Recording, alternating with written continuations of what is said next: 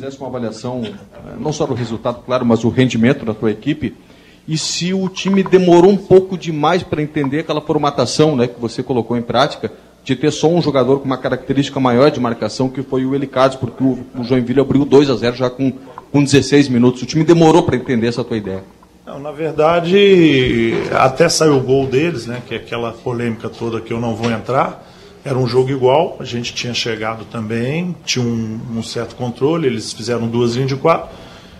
Uma falta isolada, o jogador de costa fez o gol, e aquele gol, né, volto a dizer, não vou citar, todo mundo já sabe o que aconteceu, ali nos desestabilizou. Ficamos 15 minutos prestando atenção no árbitro, né, e essa desestabilização, ela gerou o segundo gol, completamente.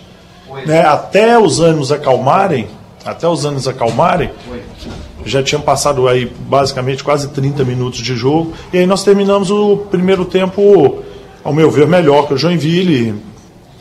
Se não me engano, teve uma jogada muito polêmica que o Everton iria fazer o gol, ele foi, né, empurrado, mas tudo bem que eu digo, porque eu não vou falar de arbitragem, o presidente vai falar, né? E terminamos bem. No segundo tempo, ao meu ver, com tudo que aconteceu, com as falhas, só um time jogou, foi o nosso.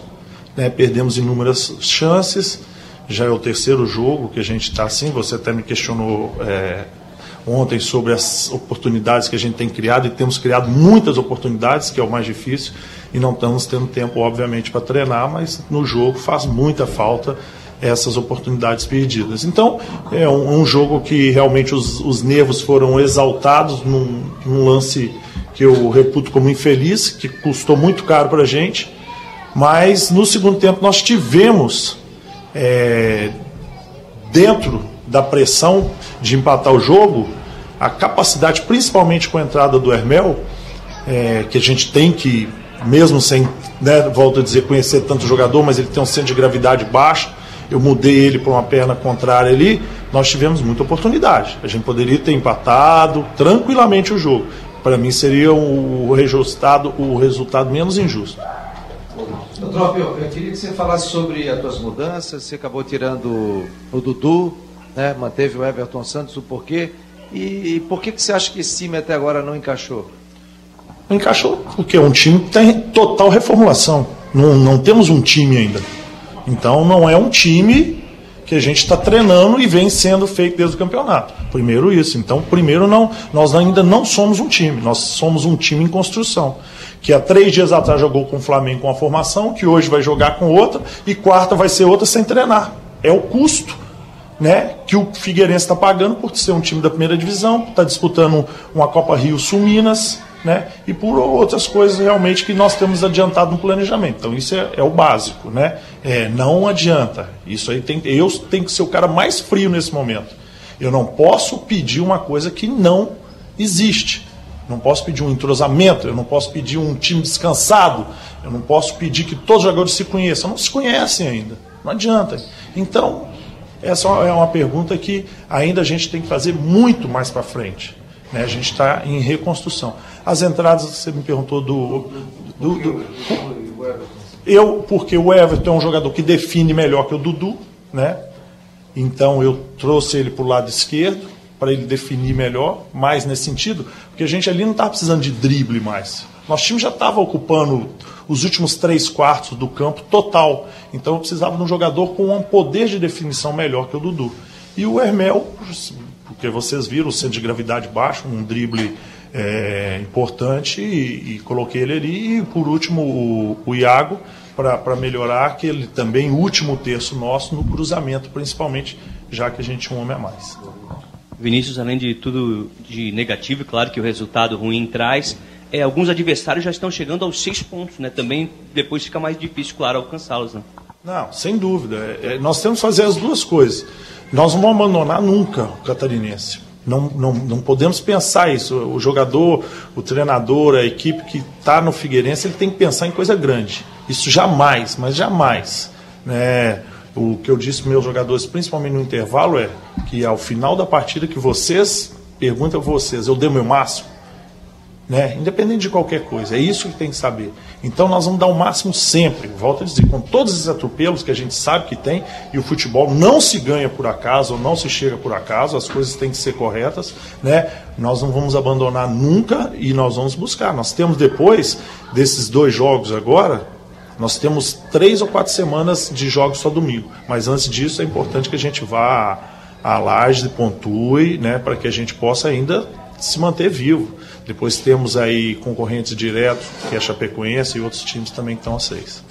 Vinícius, você citou na primeira resposta a questão da desestabilização emocional depois daquele lance polêmico, o primeiro gol do Joinville.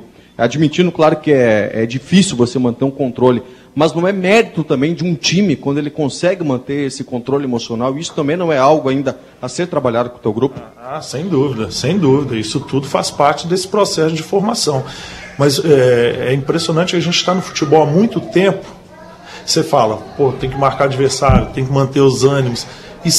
E quando você fala, aquela velha frase, eu penso que vi tudo no futebol, a gente não vê.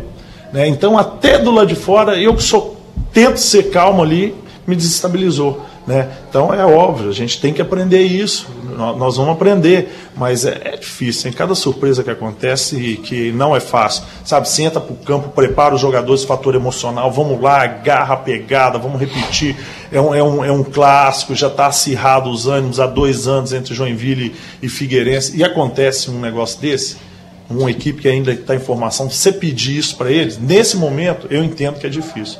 Nós pagamos um preço muito caro, porque eu acho que se nós tivéssemos essa ainda experiência, essa tranquilidade, tivéssemos 1-0, com certeza seria diferente o resultado do jogo. Você falou que não tinha tempo para trabalhar, foi mais na conversa, né? Mas por opção sua, você acabou modificando o time. Por quê? Do jogo passado. Porque o jogo simplesmente ele repetiu mais ou menos o que eu estava pensando. Um Joinville veio com 2 linhas de 4, nos esperando. E nós não tínhamos jogadores para marcar eles, nossos meias. Eles já com 3 volantes fixos. Né? Então não tinha quem muito marcar para sair para o jogo, com todo respeito ao Joinville. Ele jogou muito nos nossos erros, principalmente nos nossos erros. Então era basicamente isso. Se eu coloco mais um volante ali, no segundo tempo eu tirei mais um, empurrei o Dodô, né? Nós mudamos a formação, né? Mantendo os mesmos jogadores, eu empurrei o Dodô com o Carlos Alberto praticamente colados lá, né, e ficamos só com 2 no meio, né, e tivemos esse domínio do jogo. Então, a característica pouco importou nesse sentido, né. Eu acho que o mais importante era ter jogadores com essa qualidade para que a gente possa fazer. E jogo de 3 em 3 dias, volto a dizer, é cansaço, é uma série de coisas, e a gente vai ter que ir mudando sempre o jogo. Não pelo cansaço, né, mas treinar no jogo.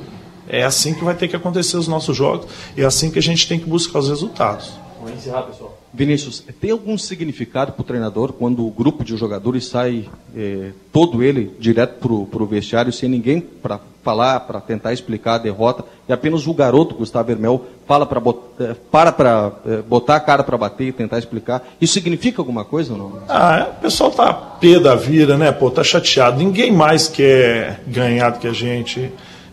O cara fica chateado nesse sentido, às vezes evita, são mais experientes que o Hermel, evita dar qualquer tipo de entrevista para não causar polêmica. Às vezes ele pode falar coisas que não deve no momento. Eu acho que foi muito mais nesse sentido, né, do que... E o Hermel, né, poxa, se você chama Hermel, vamos dar entrevista, ele vai dar entrevista, né, mas eu vejo... eu olho sempre o lado positivo, tem as coisas que a gente tem que corrigir, vamos corrigir, tem muita coisa, volto a dizer, é um time que ele está em formação, mas eu reputo que o resultado, por tudo que foi feito, com as dificuldades que nós tivemos, os erros, essa intranquilidade, nós não merecíamos ter perdido, porque nós criamos muita chance, aí faltou a nossa capacidade, isso não é sorte, capacidade de colocar a bola para dentro.